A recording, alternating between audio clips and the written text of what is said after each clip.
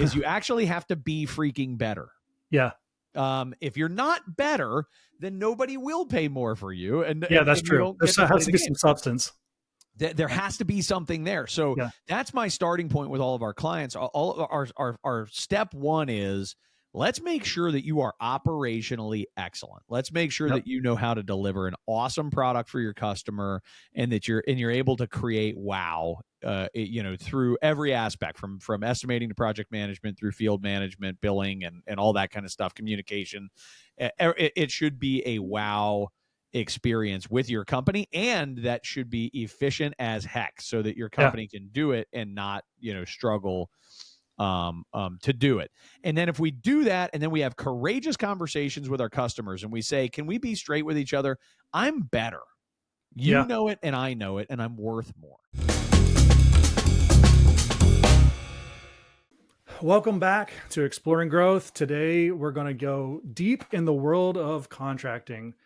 And if you're a GC or you own and run your own contracting company, this episode is for you. Today, I'm speaking with Chad Prinkey. He's the founder CEO of Well Built, author of the book Well Built: How the Top 2% of Contractors Create Superior Value, Profits, and Excellence, and the host of the Morning Huddle Construction Show. So, Chad, welcome to the show. Thanks so much, Lee. It's great to be here. So real quickly, kind of give us the background. I know you were telling me when we got introduced that your story is sort of, you went from construction worker to consultant. Tell us about that. Yeah, man. So my brother is a home remodeling and home building contractor. He's 7 years older than me. And so when I was like 15, he was an entrepreneur. He started his own business. He had been working as a bricklayer in New York for 5 years himself, something along those lines, and went to tech school, and was actually like an award-winning national competitor in masonry competitions and all that stuff, which was awesome.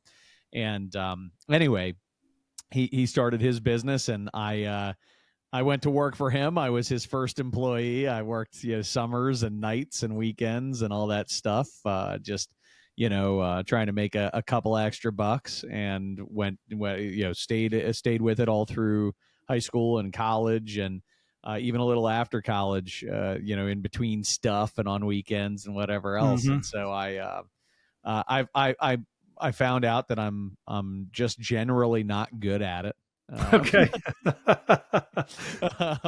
I think I was a serviceable laborer and a poor carpenter, and I was a not even viable mason.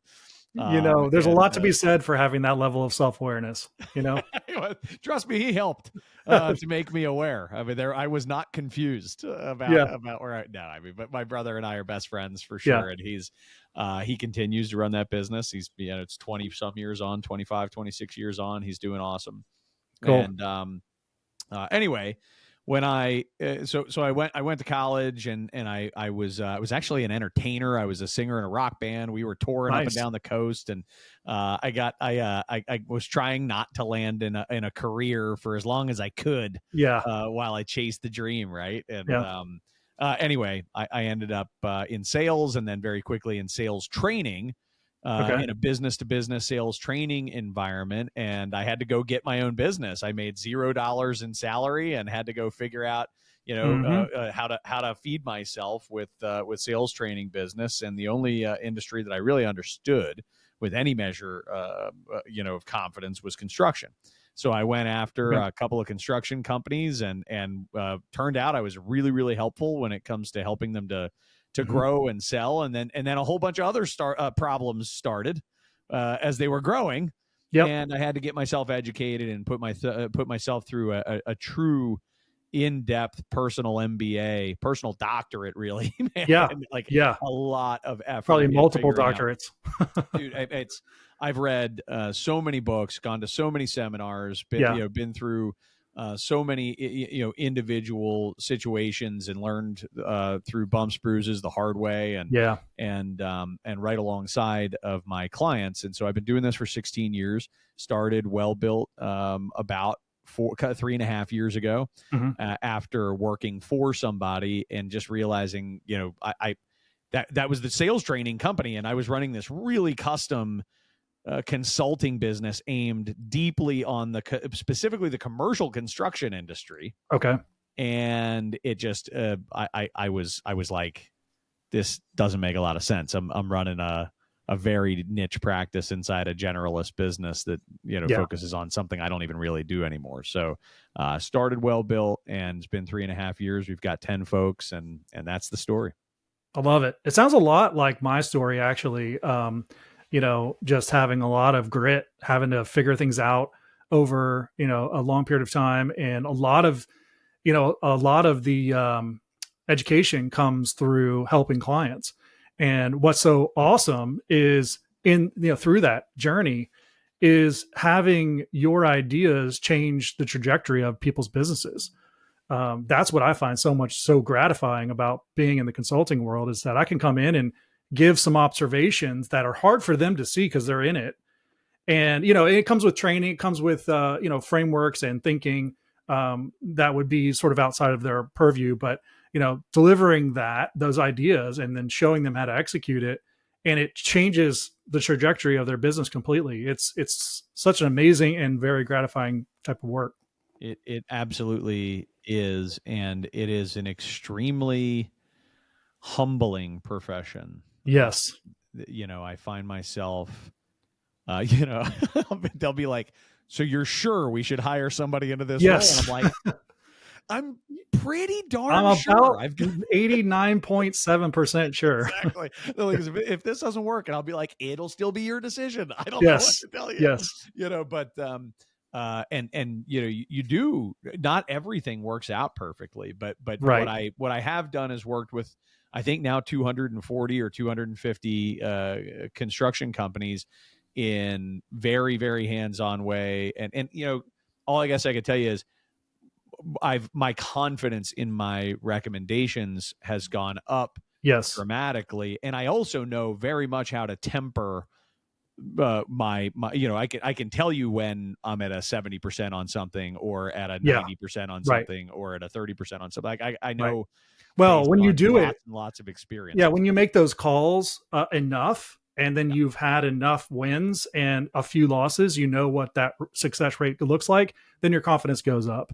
And I think the clients are more accepting of, even if you're not even perfectly sure if it's going to be, transferring that confidence means everything in the moment.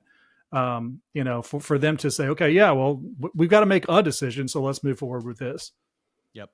Well, and that's a fair point too, right? That if it's not working as it is today, if we've got something that's not, something to be desired right now, then we've got to do something. Yeah. And here's a high, the highest probability likelihood thing is coming from somebody who's done this dozens of times in this particular scenario. Correct. Yep. And can say, like, well, I know we don't want to do that, and this is why. Yes. And so that leaves us with these two options or whatever. So, yes. Anyway, exactly. But it is humbling in the sense that you're shaping people's futures, and that's a big job, man. Like, that's a scary responsibility, and something that nobody on our team takes lightly. Right. So who do you work with primarily? Like, give me an explanation. Is it commercial, contractors, and what do they look like? Probably the easiest way to describe it is, that's not to say that we don't work with any residential contractors, but if we work with a residential contractor, it's probably because they have some commercial arm, and that was how we ended up in there. Business to business sales is definitely our forte, as opposed to business to consumer. When you're just talking about the go-to-market piece of what we do, though, we're into operations, and we're into finance, and we're into really the whole gamut. But that would probably be the if you look at the difference between commercial construction or residential construction, the primary difference is B2C versus B2B. Got it.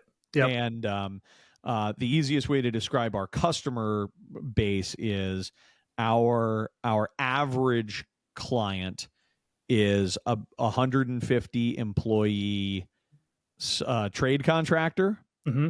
or a 75 employee general contractor or CM firm. Got it. Yep. And we work with companies that are much, much larger than that, Mm-hmm. but not a ton of them. And we work with companies that are smaller than that, but not a ton of them. Yep. That makes perfect sense. Yep. Okay, so let's jump into this conversation then, and I'm excited to talk about this because I love diving off into rabbit holes. I've talked with so many people on here about stuff that I have no clue about. I've talked to someone who owns a pharmacy, family pharmacy. Various nonprofits. A Central Florida Zoo was on here. I know nothing. I don't know anything about that, but super complicated, by the way. So this is one of those rabbit holes for me. Like I get it. I understand how this works. I understand their business and all of that, but I'm not close to this part of the world. So glad to have you on.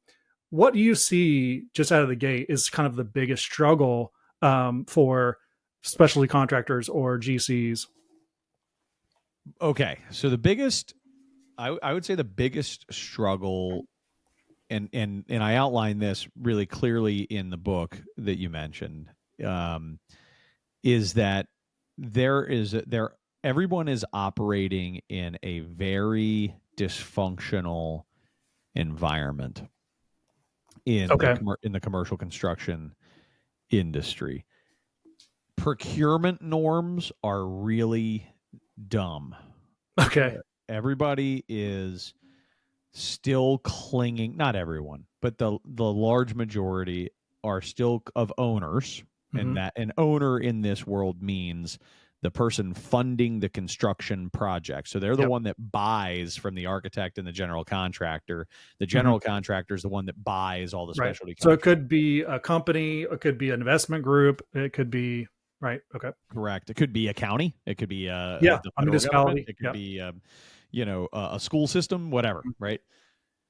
The buyers are clinging to a very antiquated low bid procurement model, and that low bid procurement model, among definitely some other systemic issues, is causing a waterfall of events to take place in the industry where, in short, people are incentivized to be cheap, not good, not great places to work, not good customer service providers, or any of those types of things. And so as a result, we have a race to how do we get cheap, and not a race to any of these other items. Right.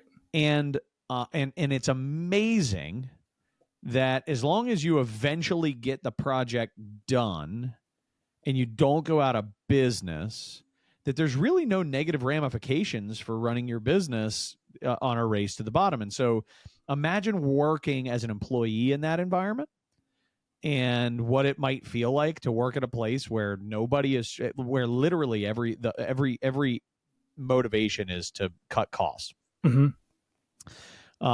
It's like, it's a constant, every day is the minminimum viable product. I mean, you know what I mean? It's not just and minimum valuable product.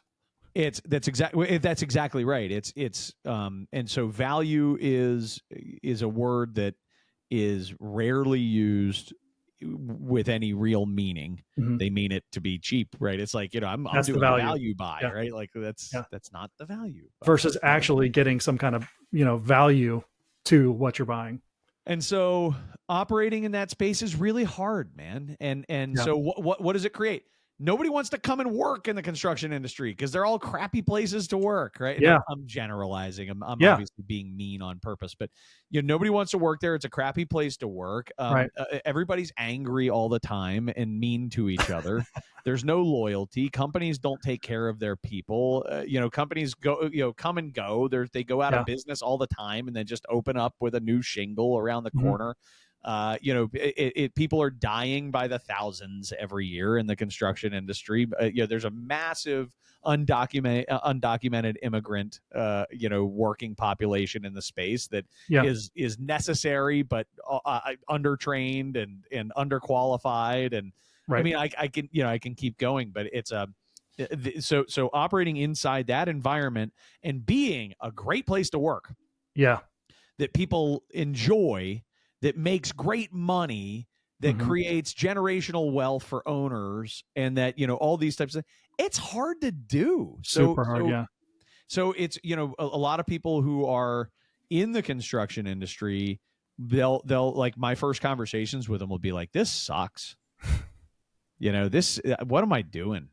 Yeah. And meanwhile, these are awesome people. The owners and managers and workers in this industry are real. They're the salt of the earth people. They truly understand the value of a hard day's work. They just want to build something and get paid to build it. Right. And it does not need to be this hard. So I think it's overcoming. Back to your very simple question that I turned into a 37-minute answer. Well, you're a podcast host part-time, so that's kind of your job, right? Kind of, yeah. The answer would be overcoming what is a very dysfunctional industry norm, and still somehow being a great place to work that creates a bunch of happy customers and makes good money. Yeah. Okay. Then that's well said. I think the cards are stacked against them in that way. So let's talk about the procurement process then, and since it's antiquated. How do maybe your clients, and how would you advise people to walk through that and try to provide value, even though it is looking for lowest bidder, or step around it and find new, better quality, customers? Which path do you take both paths, or how does it work? Yeah, it is. It's a great, very intuitively, like that's exactly right. You have to do both things. So on one hand, it is possible to change the way your customers are buying. Yes. Which it requires courageous conversation, and it requires you to actually, and this is the thing it might be the quote that goes on my tombstone, is you actually have to be freaking better. Yeah. If you're not better, then nobody will pay more for you. And that's true. There has to be some substance. There has to be something there. So that's my starting point with all of our clients. All our step one is, let's make sure that you are operationally excellent. Let's make sure that you know how to deliver an awesome product for your customer, and that you're able to create wow, through every aspect, from estimating to project management, through field management, billing, and all that kind of stuff, communication. It should be a wow experience with your company, and that should be efficient as heck, so that your company can do it and not, struggle to do it. And then if we do that, and then we have courageous conversations with our customers, and we say, can we be straight with each other? I'm better. You know it, and I know it, and I'm worth more. And I just did this job and barely eked out a profit. And on the next job, you owe me a profit. Yeah. Right. And whether you say it like that or not depends on your relationship. Sure. But there are ways to say that and get paid what you're actually worth. That's one thing that you've got to do. Mm-hmm. And then you have to be prepared for a certain percentage of them to laugh in your face. Oh, yeah. And therefore, that means another thing you have to be doing is scouting for better relationships. And there are certain markets, certain geographies, certain types of construction where they're more or less prone to low bid procurement. Yes. And so if you're in one of those spaces that is highly prone to low bid procurement, you're going to get a lot of people laughing in your face. Mm-hmm.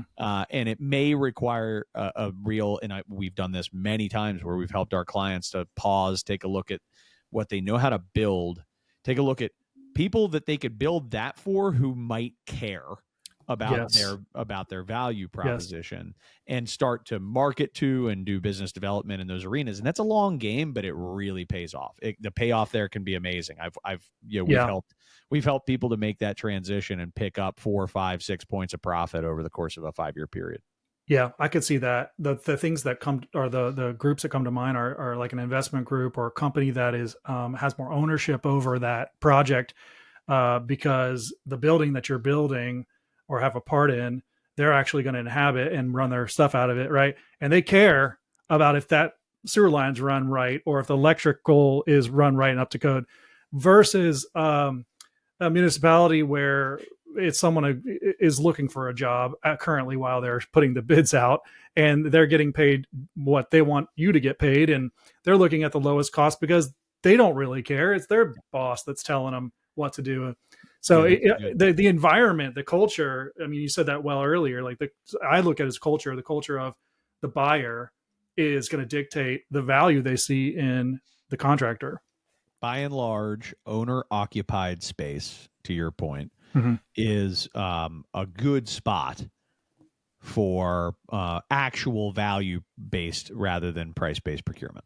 It's a great example, but that's not the only space either. There are a whole bunch more in different time, different episode, different day. Yeah. But there are markets that that care. There are markets that could care, and then there are markets that just simply don't. And but what's funny is even inside those markets, unless there's some rigid bureaucratic procurement requirement to go with a low bid, even inside those markets, you'll still find humans who care. Yeah, it would be a low percent, but they're there. That's right. They're there, and and so I guess what I can see that you take some of the things that you would do naturally on the people who care and apply them inside the process of procurement, so that you can put your best foot forward to maybe find that small percentage of people who care. That's exactly right. Yeah. I like that. At the end of the day, for there are human beings on the other side who make these purchases. It's not entities by and large, it's human beings who make these purchases. And so another thing that matters at the end is our relationships. Yeah. And having, taking the time to build relationships, to go to lunch, to sit down and have an exploration about what matters to them and what matters to you, and determine whether there's a fit. These are all investments that contractors have been trained to essentially not undertake, because in their brains, like it's pointless. They're like, we just bid, man. Like if we bid, if we're low, we win. If we're not low, we don't win. We just keep bidding, yeah. Kind of thing. And if you have that mindset, you could see very quickly how you don't invest in relationships. Yeah. So the specialty contractors like electricians, plumbers, etc., the people who are hired by your general contractors, is their buyer in this thinking the value type of pathway? Is their buyer really, they're building relationship with GCs versus end users, or how would you say to go about that? Another really, and I mean this seriously, Lee, like very intuitive question. That's awesome. Great stuff. Thanks. I'm gonna see if I can hire you in a minute, but but there is so for specialty contractors, pursuit of the end user is very much a useful concept.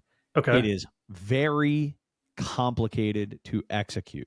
Yeah. And it varies dramatically depending on your trade and depending on who that end user is. Is it a property owner? Is it an owner occupied space? Is it a governmental space? Is it there are a lot of major questions to consider when you go owner direct, but that is kind of the holy grail. Is if as a specialty contractor you can essentially be spec'd in by the owner in the pursuit. And like imagine you were building a house for yourself, and your brother was an electrician. And you just trusted the heck out of your brother, and you knew he was going to do you right. When you hired your general contractor, you would say to your builder, in that case, you would say to your builder, "Hey, on electrical, you're using my brother." Right. That happens in non-residential, non-single family residential all the darn time. Yeah. But it is rare air for the specialty contractor to get that space. It is much easier for the specialty contractors who have service and maintenance businesses, Mm-hmm. where they can develop relationships with those owners Mm-hmm. independent of a project. So Yep. if I'm a plumbing contractor, everybody's got pipes in their buildings. If I'm an electrical contractor, everybody needs somebody who can come out and fix, outlets that are breaking, or heavy up a system that is no longer holding the load that you need for your building or whatever else. Yeah. If you're a landscape contractor, you're going to be mowing lawns, right? Or you're going to be maintaining. So there's easier access. Whereas if you're a drywall contractor, not many people are like, I need my drywall spruced back up. Yeah, come in here and help me out. Unless they're really angry people and they make lots of holes. Yeah, that's exactly right. Yeah. So you can see that it varies very, very dramatically. But that is a whole one angle that we definitely work with our specialty contractor clients to develop. And they are at the they're at the mercy of the general contractor's clients on the other side, right? So so many specialty contractors are pissed off at their GCs. They're like, those are low bid guys. That's not necessarily the GC. I mean, it could be, but just bear in mind they're operating in whatever environment they're forced to operate in. And so the behavior that you see from a general contractor is the behavior that they're often forced to have from their owner. And as a good friend of mine, Kenny, likes to say, even a good general contractor grows horns if they have a bad owner. Yeah. Yeah. Yeah, I would believe that. So most of our conversation so far has been really on the front end, new business, creating sales, that kind of thing. Let's go sort of down, the P&L a little bit and look at the operations and say, I was talking with a buddy of mine a couple of weeks ago, and they're a contractor, and he was telling me all of the woes that they're going through with workers' comp. It's just killing them all, the premiums, but also whenever they have to use it, they don't use it. They try not to use it. It's just, it's such a Wild West world of a necessary evil.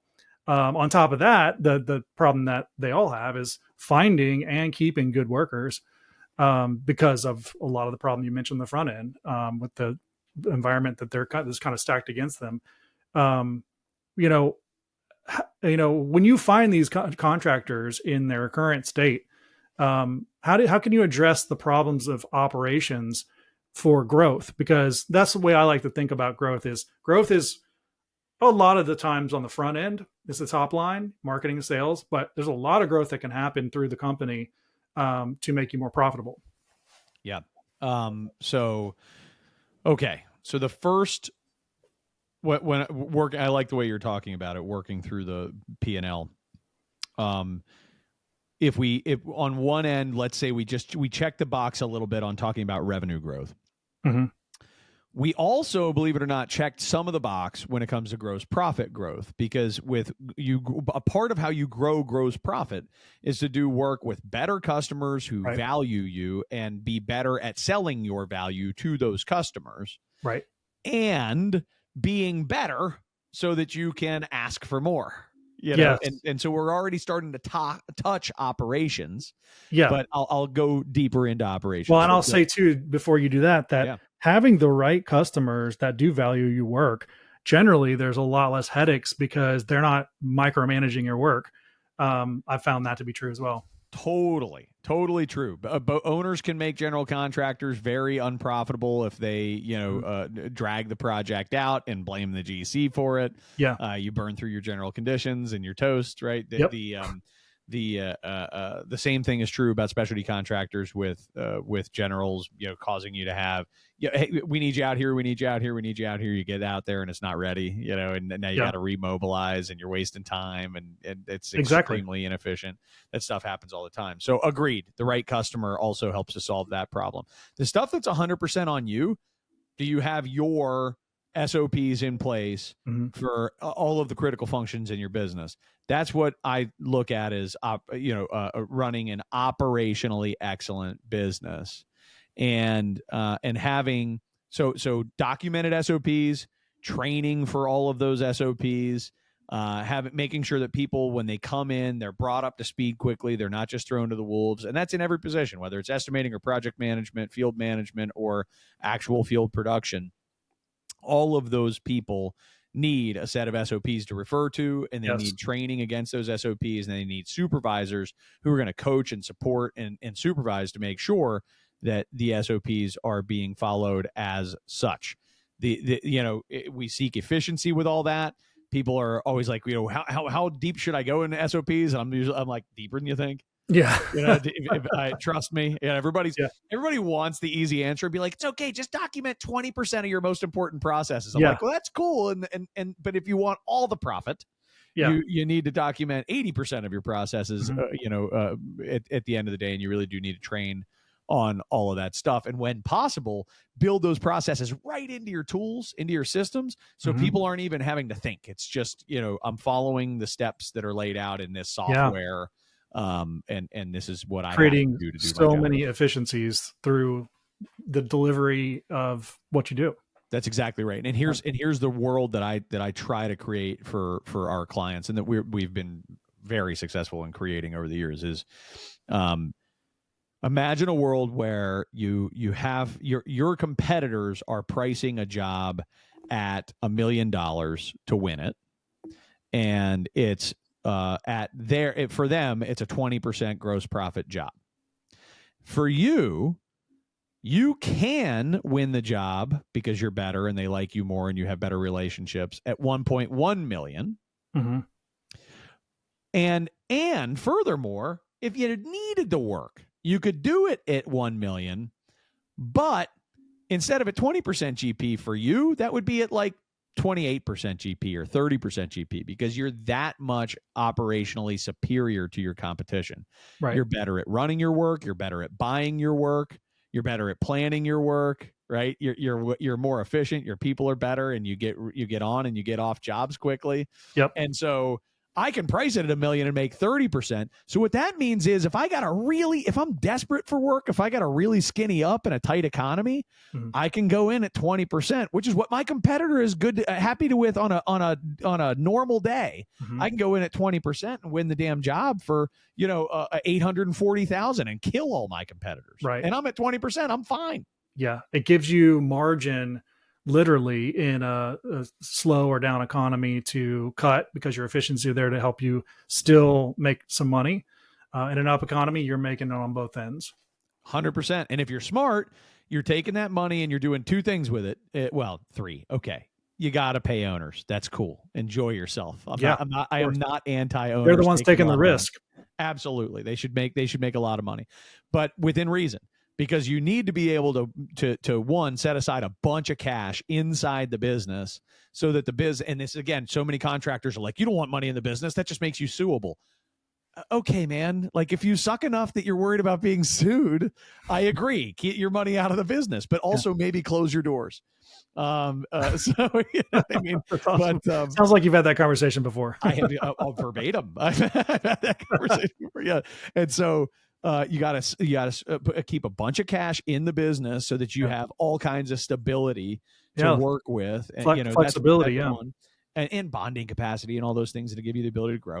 And then the second thing you need to be doing is reinvesting to further your advantage. Yes. Right. Maybe that's geographical expansion. Maybe that is expanding service lines. Maybe that, right. But whatever it is that you're doing, tools, equipment, people, prefabrication, better people, being able to, again, so now when the economy tightens, when things get rough out there for everybody, you've got a bunch of cash, you've got a well-oiled machine.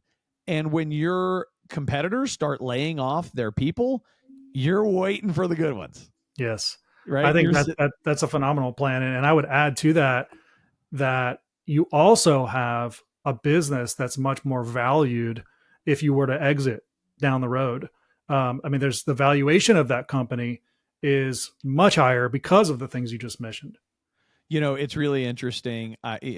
Exiting is such it's a fascinating topic, and there's a lot of it going on right now in the construction industry. A lot of people, because of what I described earlier in the conditions, there are a lot of people that just are kind of done. They're like, man, I don't know if I want to keep doing this anymore. And there are a lot of, Sure. Second and third generation kids who are coming up who don't want to be in the industry. Mm-hmm. They're, so all of a sudden, what was I took over from my dad, my son doesn't want to be in this company. Right. And so that's happening too. And even if your son was coming to take over your construction business, you'd still want that business to be operationally excellent and able to run without you. Right. But if you need to sell it, it's a requisite, because if you're trying to sell a business that doesn't have what we just described, you're essentially selling at a fire sale price. And I've watched it. Yeah, it's not sellable.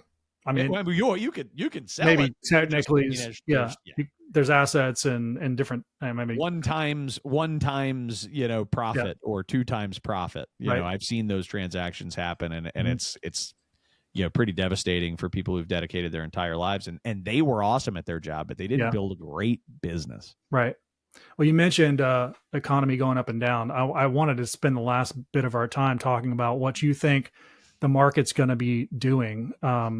And, however we want to parse this, we got an election coming up, and whether whoever's elected on the other side of that into 25, what does that market look like for contractors?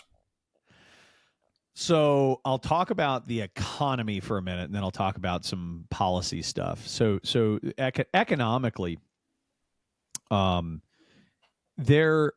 people have been talking about a recession, since there was kind of like a blip of a recession during COVID, right? And then everything went bonkers.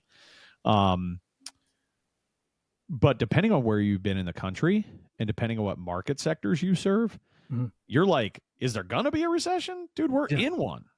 Yeah. And then in some markets, and particularly, we were talking about your state of Florida, Texas has been in a similar, kind of bubble. Dallas Fort Worth has been on fire, like crazy busy. You're like, when is the bubble going to burst? And if you're, sitting where I am in the world, which is like DC, you're like, it has, Yeah. Burst. Well, I mean, we just had a big migration of sorts where people are moving from different states, and Florida, we've been booming for some time now. So I think been a recipient of a lot. Yeah. And I think if I were in a contracting business, I'd be wondering if that bubble's going to burst at some point.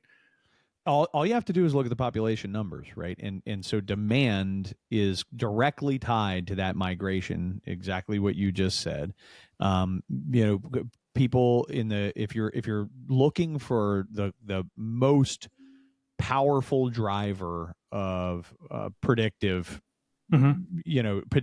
driver of construction industry success, you need to be looking at migration data and population growth or contraction. And if population is growing or projected to grow in a certain region, that region is going to have a reasonably strong construction economy. What we're not, and this is everybody thinks back to that, like the only time that wasn't really true was during the Great Recession.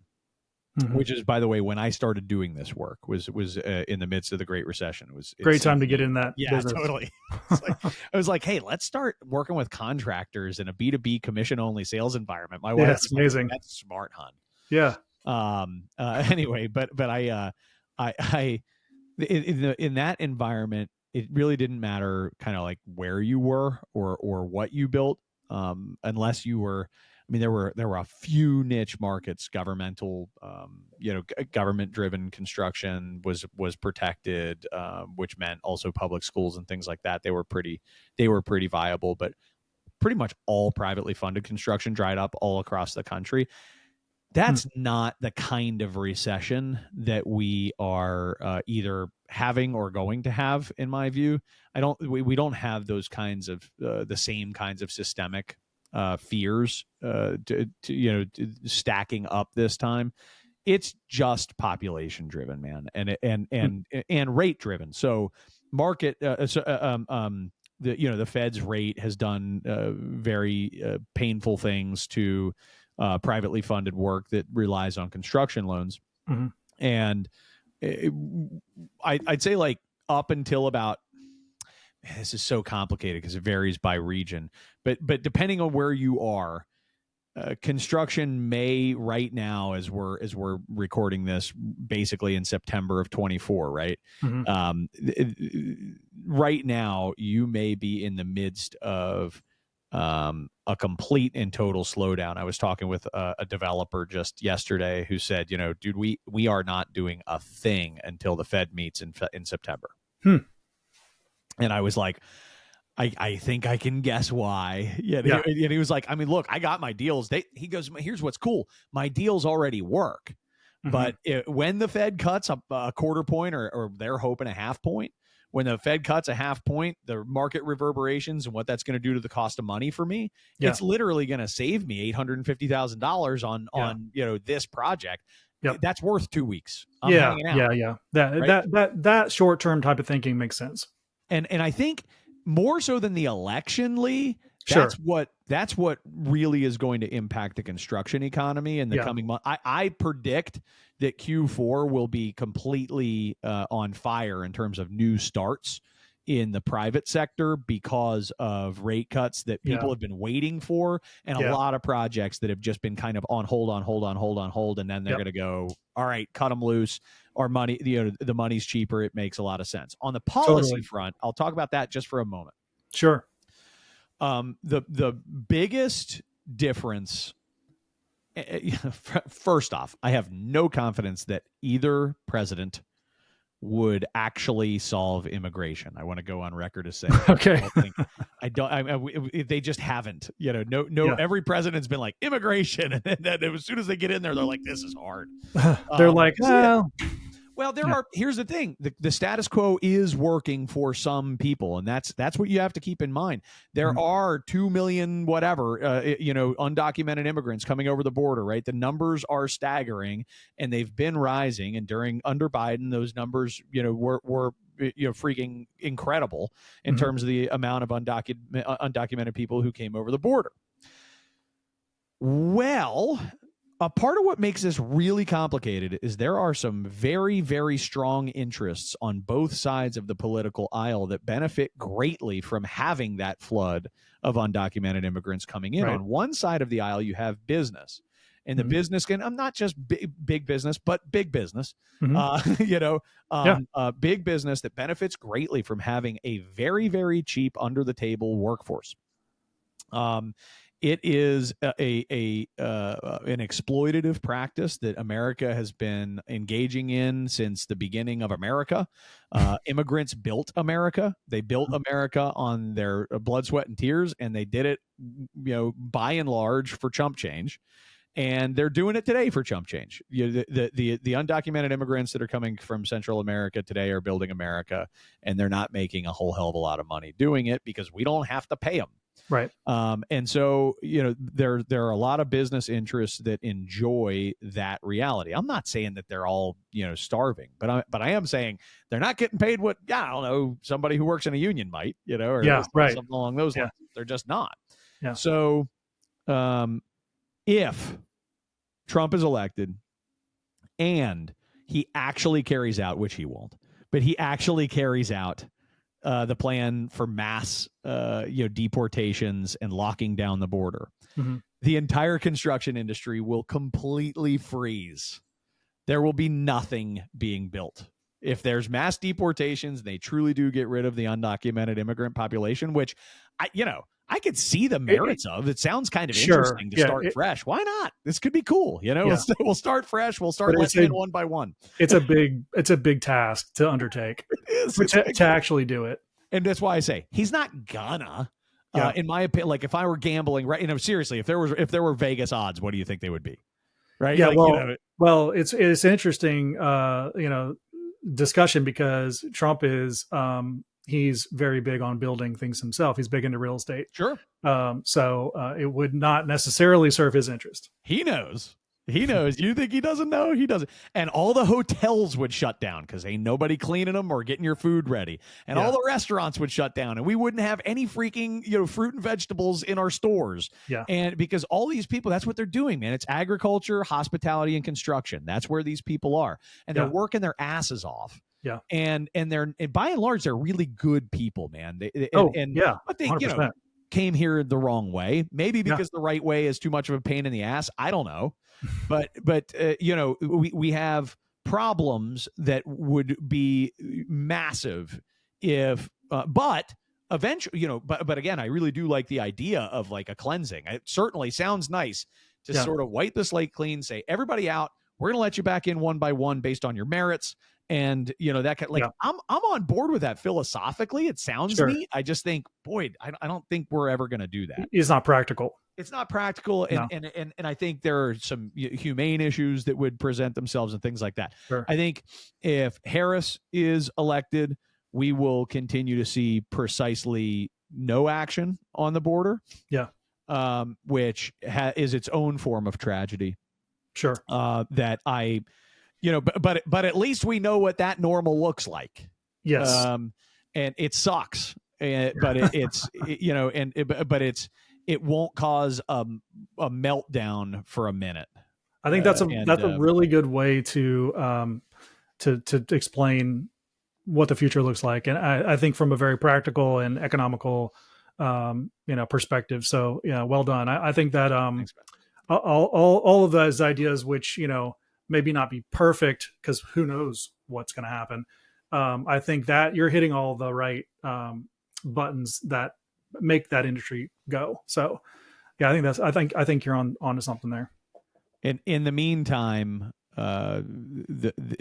just know that the short term of the construction industry will be directly tied to interest rates, and yes. We can expect to see rate cuts correspond directly to new starts, which I'm telling you, they're sitting there, they're ready to go. There are a lot of people who have their projects, they've been bid and rebid and rebid and rebid, and they're just waiting for the moment. Construction costs have come down a little, and when we press play, it's going to be awesome until inflation gets completely out of control and we do it again. Yes. Which is, hopefully that doesn't happen, but it's inevitable, in my opinion. I don't know how you stop it. I really don't know how you stop it. It's a train that's been on the track for some time now. It is, and demand is extremely high. In the construction industry. There again, there's a reason people are sitting there with plans ready to build. Housing is in very short supply in most places around the country. There are a lot of projects that have a blinking yellow light ready for green and have had for months, if not a year or more. Hey, this has been amazing. Thanks for coming on and talking through all of this. It's been fun, and I've learned a lot about the world that you live in. And so thanks. Thank you, man. You're a great interviewer. And like I say, I've a lot of the questions that you asked were so intuitive. I was like, does this dude know my script? This is pretty awesome. And I know somebody on your team sent me your playbook. Yeah. Well, so, okay, you wrote a book. Do you have a copy? Yeah. Tell us about the book. I always forget to talk about the darn book. Yeah, tell us about the book. So I will. I'll talk about the book briefly. So Well Built is the name of the book. It's how the top 2% of construction contractors create superior value, profits, and excellence. And it really is about how even in this environment, you can thrive and rise above. I mean, we've helped companies to get to a place where they're doing 2-3 times what industry norm profits are. They have awesome. Loyal and long lasting employee relationships. They have incredible reputations among their clients, and it is. I think it's about 1 in 50 contractors are playing a different game than everybody else, and we do help companies to play that game, and this book lays that out. That's awesome. And you have a podcast, right? The Morning Huddle. Tell us about that. Construction show. Yeah. So Stacy Holzinger and I, she's just a longtime friend who's a marketing specialist in the construction industry. And she and I have created what I like to just think of as like a platform for people who are trying to create positive change in the building industry. So we're bringing people in all kinds of topics, varying from political conversations to workforce development conversations, safety and psychological health, and all those different types of things. And we just started inside that what we're calling the Well-Built series of the Morning Huddle, and that is me and one of our top consultants on our staff, Matt Verderamo, just having a long form discussion similar to this, but where the two of us just have a really good time talking together about stuff we care about in the construction industry. And so that's cool. I like do it. check out the Morning Huddle. It's something that every time I stumble across an episode because my podcast thing lights up, I'm like, I'll give it a listen for a few minutes, and I do find myself laughing and having a good time. I'm like, man, it doesn't suck. I'm always amazed when the stuff I'm making doesn't suck. Yes, that's always a beautiful thing. If people want to come to get in touch with you, can they email you, go to your website? Where should they go? I mean, the best spot to connect with me is on LinkedIn. If you want to connect with me personally, so just jump on LinkedIn. My name is Chad Prinkey, Prinkey. Our website is wellbuiltconsulting.com. If you'd like to learn more about our company, about the book, about the podcast, all that stuff is featured really nicely on the website. But so people have different reactions, right? Like one reaction is, I just like to spend more time with this person's stuff. Go to the website. Yep. If you actually want to communicate with me directly, jump on LinkedIn and shoot me a direct, a DM and get a conversation going. I've enjoyed a lot of those. Perfect. Hey, thanks again. We'll have to have you back. Dude, I would love to. Thank you. You're doing a great job. Keep it up. All right. See you later.